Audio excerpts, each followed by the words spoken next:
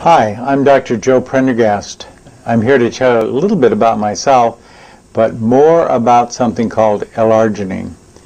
It's something that I have been very interested in, and I have benefited greatly from that interest. We have something that has won a medical Nobel Prize. It's really astounding. But first, let me just go back and tell you a little bit about myself. I am an endocrinologist. I am board certified in that and internal medicine. I've been fortunate enough to receive a couple other degrees beyond the MD, FACP, which is internal medicine, and FAACE, which is Fellow of the American College of Endocrinology. Started in practice in 1970, and here I go having more fun now than I've ever had in my life, making people well. I was so surprised when I entered medicine to really understand that if you didn't have just an appendix to remove or something that penicillin would do something for, you really were in the coping business. And that's what most physicians do. Through a certain bad habit that I have of chasing down various parts of things, symptoms that might not be right, I learned through a CAT scan of my abdomen that I had the arteries inside me of an 80-year-old man. I was 37 years old at the time.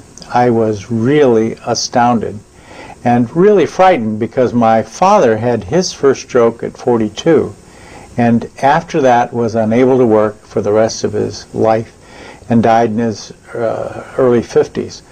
So I was following in his footsteps, and I thought, this is something I really don't want to do.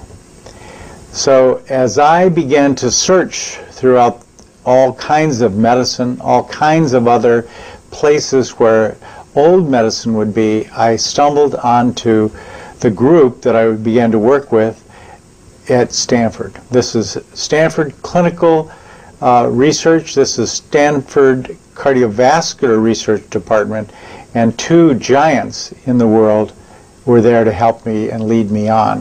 One was Victor Zhao, who's now chairman of all of Duke University's medical system, and one is the present chairman of that Department of Cardiovascular Research, John Cook. In all the research they were doing, I learned that they could reverse atherosclerosis, and did so in many small studies, making people who were eligible for surgery no longer eligible. I was startled by this and put it into play for myself immediately, and also all the patients that I've cared for a long period of time. It was so exciting, I must say. I had no idea, however, that I was really going to reverse it. All I knew is it was going to stop. When the Nobel Prize in Medicine in 1998 was given to three physicians who had done all the basic research on this, I said, this is really something.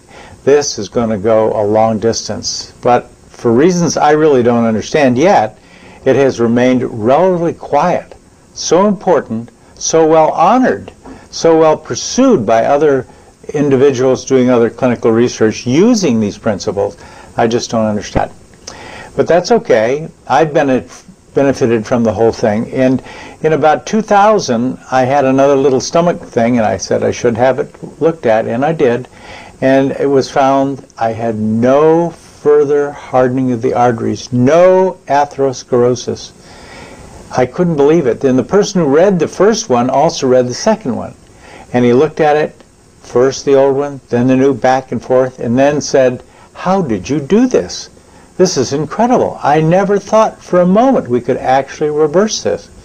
But we did, and I did, and then checked it with a heart scan. No atherosclerosis at all. So this has been my life. This has been my pursuit. This has been my greatest thrill to be the person who can turn around hardening the arteries in all my patients and in myself. I've just had a wonderful time with this. And as I've gone through this, actually, as you begin to realize, the buck doesn't stop here. It goes on and on, because there's more things that we can add, more other natural ingredients that we can use to make things better for everybody. It is really astounding. As I've gotten better and better in doing this, I find that I ran through a lot of companies.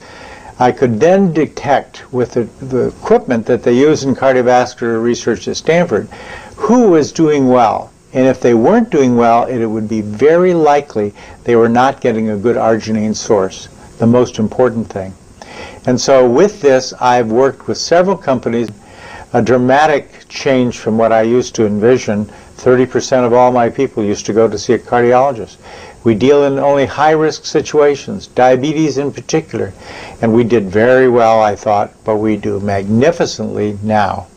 It is a major coup to be able to be with what I'm doing today. So I wanted to tell you about all these things, tell you the possibility that anybody else can do what I did.